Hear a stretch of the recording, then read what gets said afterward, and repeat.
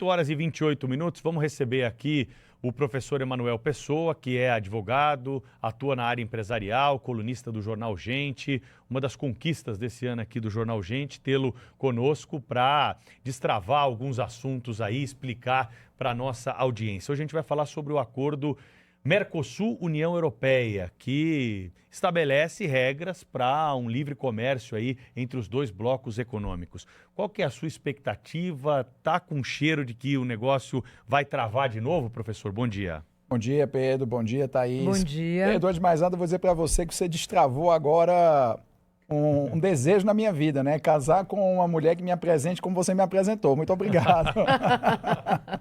Bom, sobre o acordo, é importante a gente ter em mente o seguinte.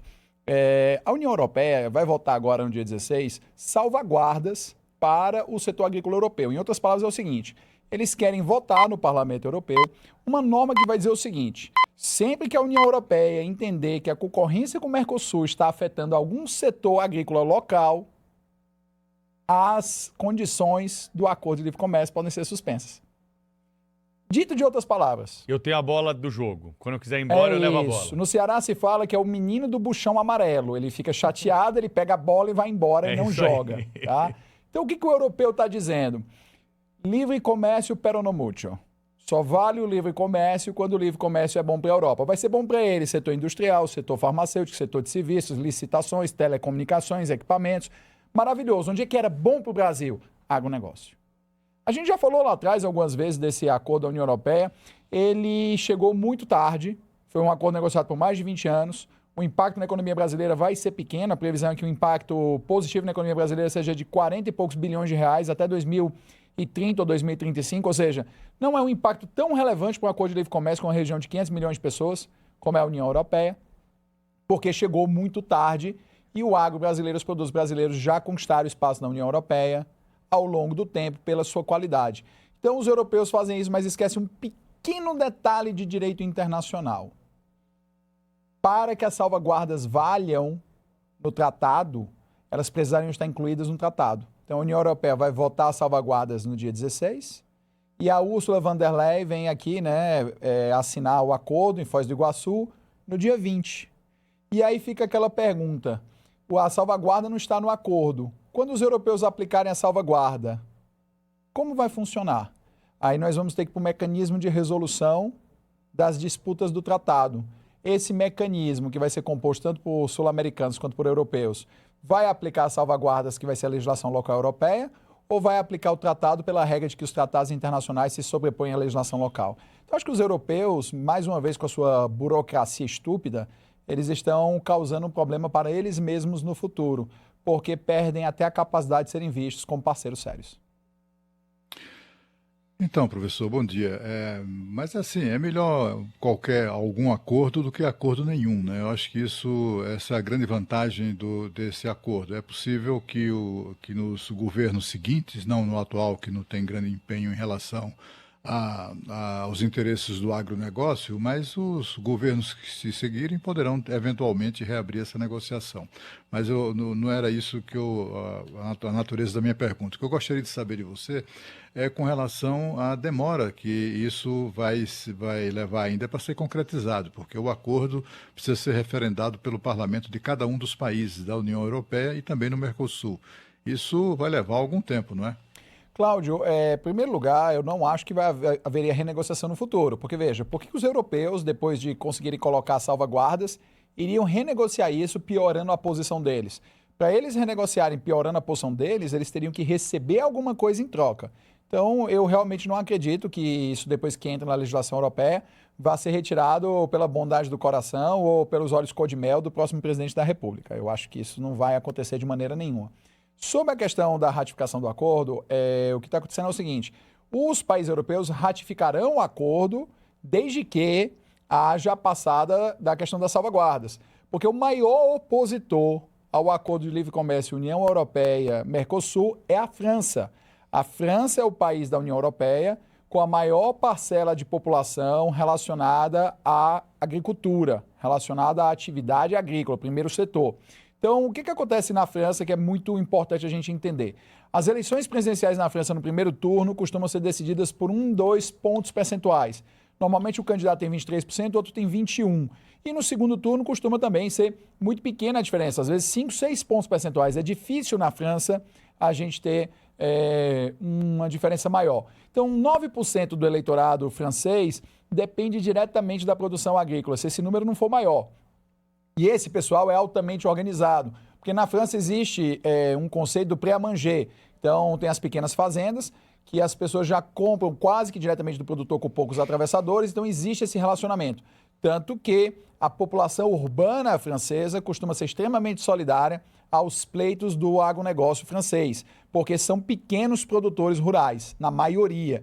E essas pessoas normalmente têm uma capacidade gigantesca de mobilização, fazem greves que param Paris, Toulouse, Bordeaux, Montpellier e tantas outras cidades na França para fazer protestos. Nos anos 90 era muito famoso o agricultor francês José Bové, né, que ele parava a França com os tratores, e hoje eles ainda conseguem fazer isso e influenciam fortemente o resultado das eleições francesas. Então, todo presidente da França, por mais liberal que seja, acaba sendo super protetivo do agronegócio por conta de cálculos eleitorais. Então, em função disso, a França vem melando esse acordo há anos, impedindo o progresso, e a única maneira de haver a ratificação no Parlamento Europeu agora é se a salvaguarda passar, porque isso agrada o agronegócio francês. Na prática, eles sempre perdem para o agronegócio brasileiro de lavada e vão estar aplicando esse mecanismo de salvaguarda o tempo todo.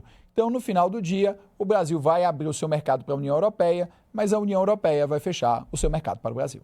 E do nosso lado, Emanuel, porque, desculpe, aqui o bichinho do Ranram me pegou, tomar um golinho de água enquanto isso? Pronto.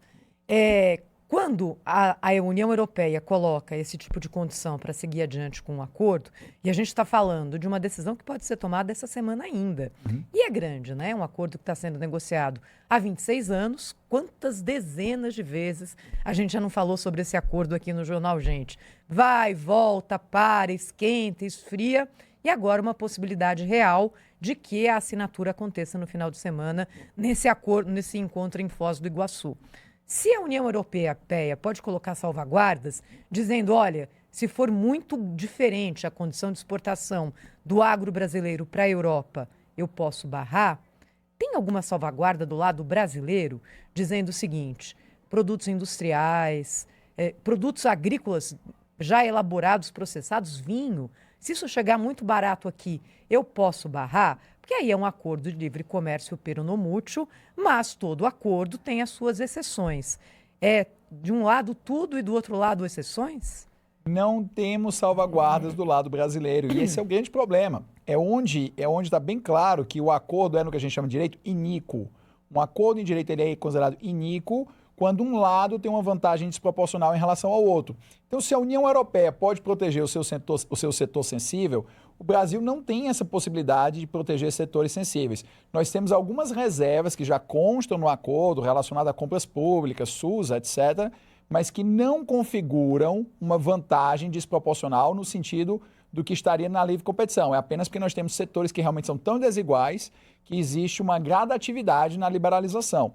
Contudo, quando você trata do agronegócio, o agronegócio europeu tem capital, o agronegócio europeu tem produtividade, o agronegócio europeu tem tudo. Por que ele perde para o agronegócio brasileiro? Porque existe um negócio chamado escala. A escala, querendo ou não, faz a diferença. É o que as pessoas não entendem, por exemplo, da China. Por que a China produz tudo tão barato? Porque a China tem escala, produz em quantidade tão grande que você reduz os custos de produção.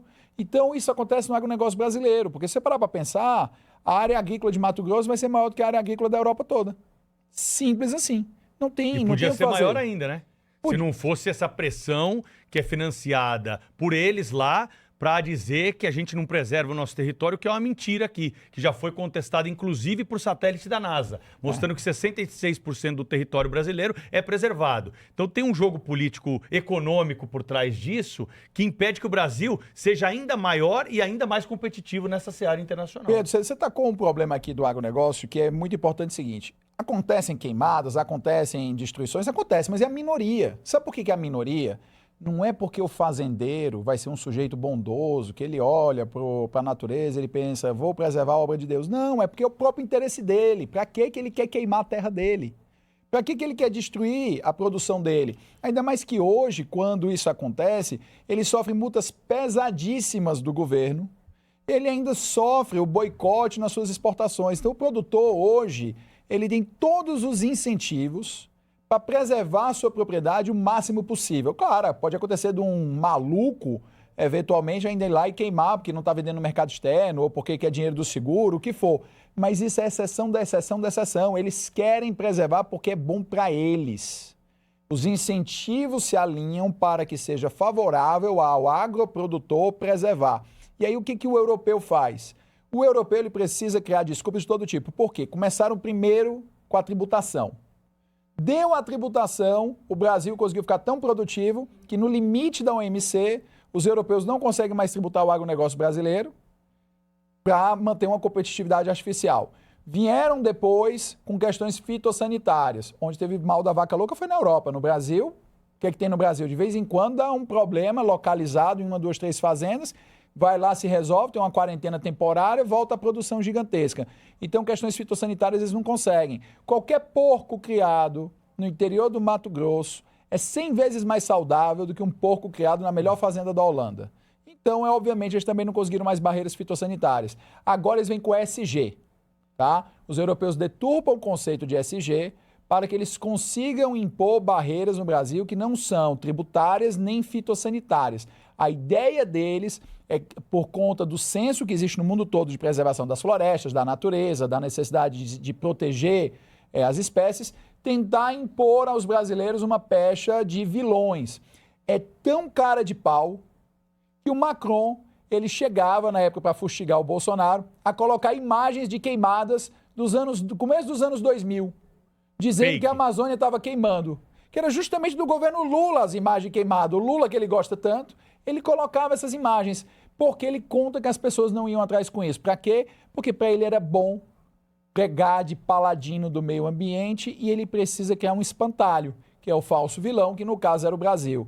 Então a gente sabe que a União Europeia é absurdamente tão cara de pau que quando faltou gás na Europa por conta da discussão com os russos, os alemães liberaram a derrubada e queima de madeira da Floresta Negra para poderem se aquecer no inverno. Eles não têm 2% de cobertura vegetal, a maior parte é a Floresta Negra, e autorizaram que se derrubasse a Floresta Negra para terem lenha para se aquecer. Então o SG na Europa, na hora que o bicho pega, vira a Europa sem gás, tá? Então acho que a gente precisa começar a entender que muito do discurso que vem financiado da União Europeia não tem absolutamente nada a ver com nenhum desejo, intenção ou vontade deles de salvar o meio ambiente, de conservarem as espécies ou de protegerem biomas no Brasil. É puramente comercial e com fins eleitorais locais.